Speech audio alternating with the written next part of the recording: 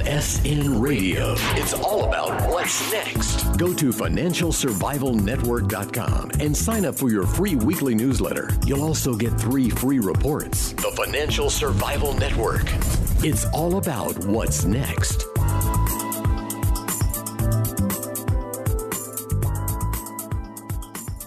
You are listening to the Financial Survival Network. It's Kerry Lutz here, and the worst is about to happen. You probably heard about that bank in Austria. No bailout for you. The Austrian government has basically washed their hands and said bail-in time is here, and that's not Miller time. And, well, John Rubino over at dollarcollapse.com, co-author of that best-selling Amazon book, The Money Bubble, is about to weigh in on it because it's Monday, March the 2nd, if you can believe it. John, hey, happy March. Hey, Kerry. Happy March right back at you. Yeah, so bail-ins, they're now becoming a reality. The interesting part is this bail-in that you informed me about, they're not asking the depositors to chip in their fair share yet, right? Yeah, well, it's an Austrian bank, and I'm going to guess that the pronunciation of its name is Heta, H-E-T-A, Asset Resolution Corp AG. And it was nationalized in 2009 when it collapsed in the wake of the financial crisis, and it was recapitalized by the government. They pumped a lot of new money into it. And so since that time, its bonds have traded basically like treasury bonds. You know, they're trading above par. Their yield was attractive enough to bring in a lot of capital. Lots of people wanted to own their bonds because they assumed this bank was, basically part of the government, guaranteed by the government. And but in the wake of the new strategy for dealing with banks that blow up, which is the bail-in strategy, where everybody associated with the bank has to take a hit, this bank just blew up over the weekend. And the government has decided to let it go. They're going to unwind it, which means they're going to just cash out all the assets and make the bondholders cover the difference, whatever it turns out to be, between what the bank owes and what it makes on its asset sales. And it turns out it's probably going to be a pretty big hit. The bonds are where they were trading above par before. Now they're trading about 50 cents on the dollar. So the bonds of this bank have tanked. And the owners of these bonds are therefore going to have to book big losses at some point in the future. And the credit default swaps on those bonds are going to be activated, which means whoever has insured these bonds payments will have to pay up and make good on it. So now you've got losses spread out throughout the financial system. And we will find out over time, as the people who have to take these losses have to report those losses in their next quarterly statement, or whenever it is that they end up having to take the losses.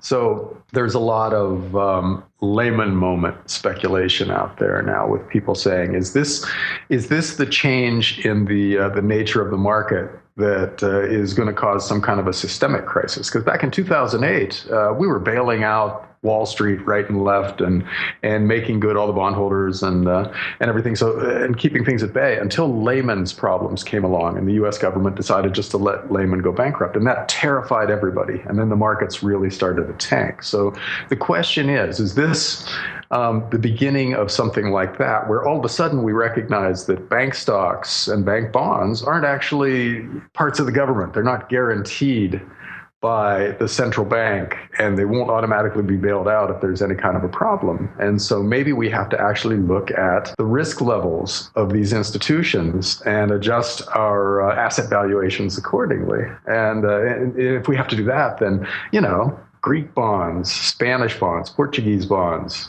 French bonds, Italian bonds, all of these things they're not like treasury bonds. They're not guaranteed to pay you back if they're not backed up by the European Central Bank. And so we would have to reprice all of these bonds, and they would have to yield a lot more, and these governments would have to pay a lot more to borrow. And it would be the nightmare scenario for the Eurozone, and by implication for the rest of the world. So I don't think they'll let it get to that. I think they will end up giving up on this whole bail-in idea after they see the results of it. But we're heading into the process of them finding out what the results are. So it could be really choppy and interesting going forward. Yeah, and the problem is it's like a controlled burn when you're having to try to avoid a forest fire. And you never know when that controlled burn is going to get away from you and you have a mass conflagration, right? Yeah, because basically what could happen is that everybody starts looking around for who's next, and they find a lot of candidates. And so a lot of other banks start being sold off. Their equities tank, their bond yields spike, and they become non-viable because of that. All of a sudden, they can't borrow anymore. If you're a bank, you need to be able to borrow money in order to lend it out at a higher rate. If you can't do that, you stop functioning as a bank. And so that's the danger. One bank failing leading to a lot of other banks failing. It's just a classic bank run. And that has happened many times in financial history, and it's always a danger in a fractional reserve banking system because everybody knows that these banks don't have all the money that they need in their vaults, right? They've lent out vastly more than they have on hand, and so if people don't want to do business with them anymore, they just instantly fail. And so that's the thing the governments of the world now have to watch for and prevent. And obviously the end game here is a return to taxpayer-funded bailouts using newly created currency, and then the pressure goes back on currencies. We stop thinking that the currencies are fine because the private sector is going to have to eat whatever losses happen in the private sector, and return to the days of all the big companies being guaranteed by all the major governments, and the central banks being obligated to just produce enough new currency to cover everything, and then you start worrying about the value of the currencies. So that's where we'll end up. But how we get from here to there is the interesting part, because we don't know if this is a Lehman moment or if it's just a blip. And what really matters now is what happens to the next bank. Do the markets look around and find somebody else that they think is a prime target and then crash that institution? And right now, it isn't clear that it's happening. There's no new name popping up anywhere. So we'll see what comes of this. But it's an indication of where we're headed. Because remember where this is. This is Austria, which is a relatively financial sound country. And if one of their banks can blow up, then what does that mean for Spanish banks that have just massive bad debts that have been, funded and carried by the government over the past few years? Or Greece, which is still a basket case and being bailed out, or Italy, which has government debt as a percent of GDP at the second highest level next to Japan of anybody out there. So there's a lot of potential targets for the speculators of the world to sell off. And the question now becomes, do they get activated by this? Do they start looking around for who's next and start really crushing some of these bank bonds? And we'll see. If not this time around, it's coming. So we owe so much, and the financial structures of Europe and Japan and to an extent the U.S. right now are so fragile that somebody's going to blow up and cause a contagion. We don't know when it'll be, but this is how it will look when it starts. This will be what the first thing looks like, and then we move on to the second thing, and that's the question: does it happen this week or 2 years from now? It's a chipping away, effectively, right, of the veneer of stability, and that's what you really have to be worried about. Yeah, this one's relatively small, manageable, assuming that the derivative thing doesn't really get out of hand, right? Well, yeah, it's a chipping away until the whole edifice falls. Mm-hmm. And so when it falls, it'll happen pretty much instantly. Everybody will start looking around. They'll find, instead of just one likely candidate for the next blow up, they'll find 30. And then the whole system spins out of control because there's no way to put out that many fires. To go back to your fire break analogy, with one fire, you can kind of manage it. But if you've got a fire blowing in from one direction and another one springing up in front of you, and you get a call that the mountain next to you is totally on fire, and could you go over there and help? But no, you've got to put out these fires. That's the kind of situation when things spin out of control, because the central banks, which are capable of handling one thing at a time, can't handle 5 things at once. And so then we get 2008 again, where we're a day away from martial law. Only this time, instead of just the U.S. banking sector, it's the whole world. The Eurozone and Japan and possibly China and definitely the U.S. We all blow up at once these banks start going. And so that's what we're looking at some point. And the question is just one of timing. Yeah, I think you're right. And it's kind of yeah, if they do manage to just keep it contained for right now, it's just a matter of time till a big bank really blows up. And then how do you stop it, right? It's just a matter of time. Yeah, well, but you can stop the one big bank that blows up, but you can't stop the 20 that come next if you don't do a good job on the first bank. And so what Europe is doing now is trying a new technique for managing a bank blowing up. In the past, they just printed enough new euros to recapitalize the bank that was going bust, and that was it. And so as long as the euro held up, they could keep doing that as many times as they wanted to, and that carried some political risk. In other words, it was hard to get reelected when you're using taxpayer money to bail out these big rich bankers. People don't buy that. And so you lose votes. And they made the calculation that they were on the verge of losing a critical mass of votes and letting the anti-Euro parties win. And that's already beginning to happen. You got Podemos in Spain that is leading in the polls. You've got National Front in France, which is anti-Euro, and also leading in the polls. And interestingly, Podemos is of the left and National Front is of the right.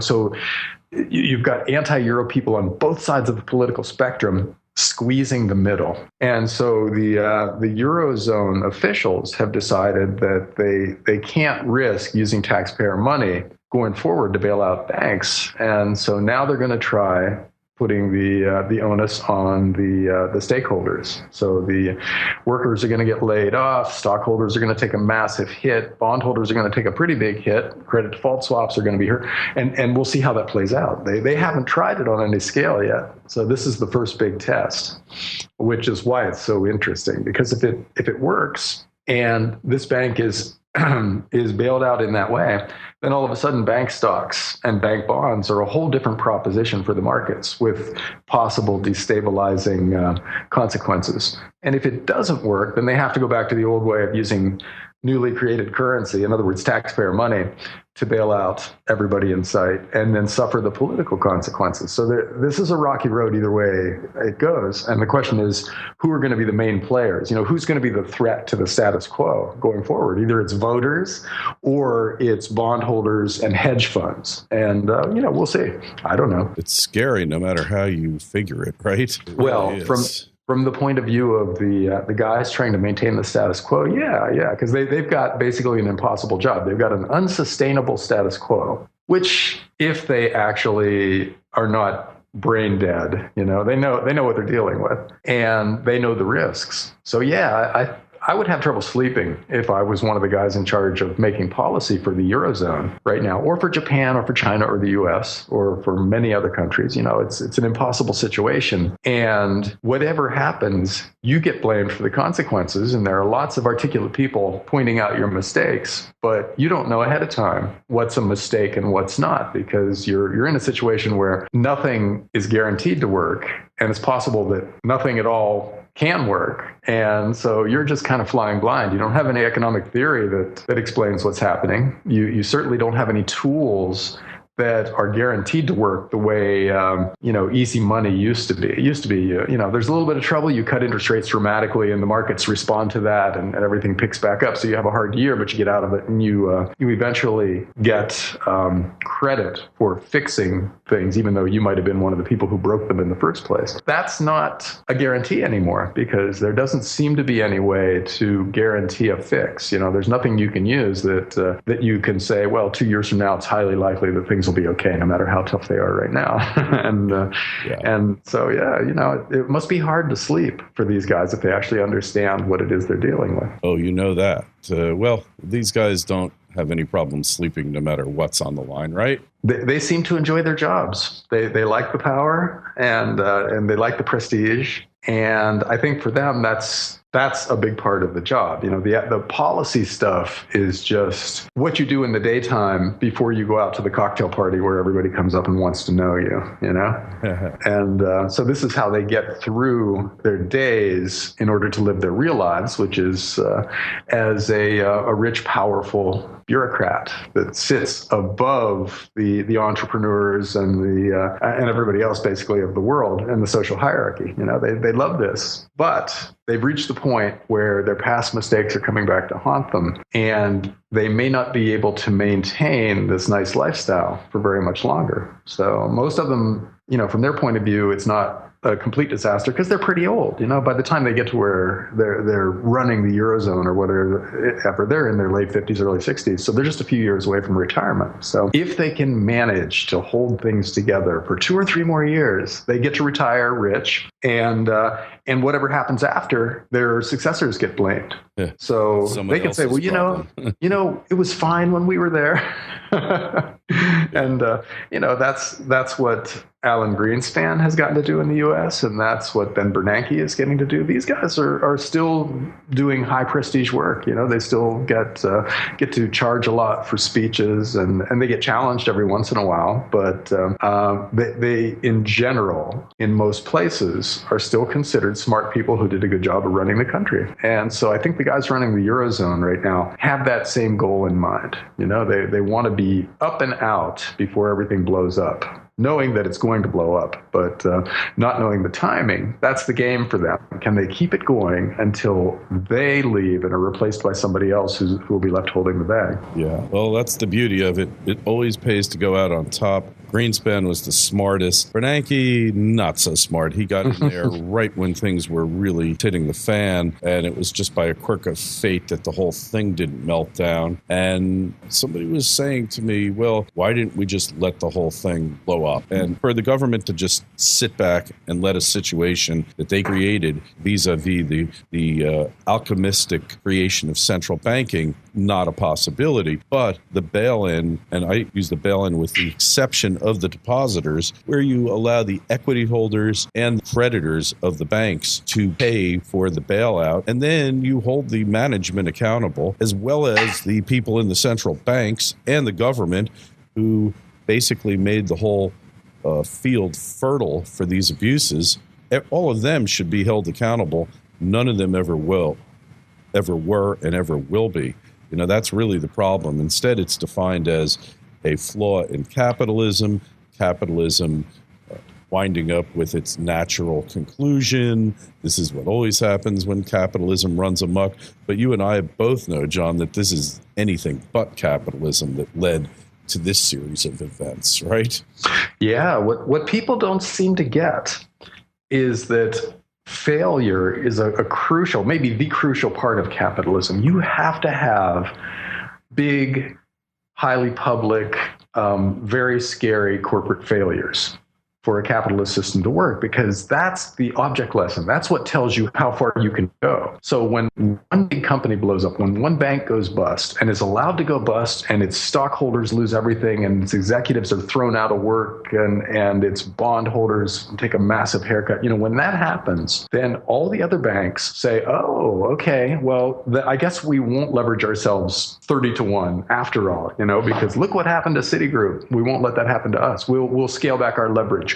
We will operate conservatively. And so the system works when you have stuff like that going on all the time. You need a big failure every few months to hold the excessive greed of capitalism in check. Because what capitalism does is it harnesses our natural greed, our natural self-interest, our natural selfishness, our natural greed, and channels it into socially beneficial behaviors. But if you don't have any kind of a limit on that, then we just spin out of control. We're naturally corruptible entities, human beings are. Yeah. And see, to control the potential corruption, you have to have object lessons out there. You have to have somebody who's in the headlines showing you what the results of corruption are. And what we've done in the past couple of decades is short-circuited that process, because every time there's a little bit of trouble, the politicians in the central bank step in and bail everybody out. So the lesson now is that you should take the biggest possible chances, in the hope that if you get through the year by taking these huge chances, leveraging yourself to the hilt,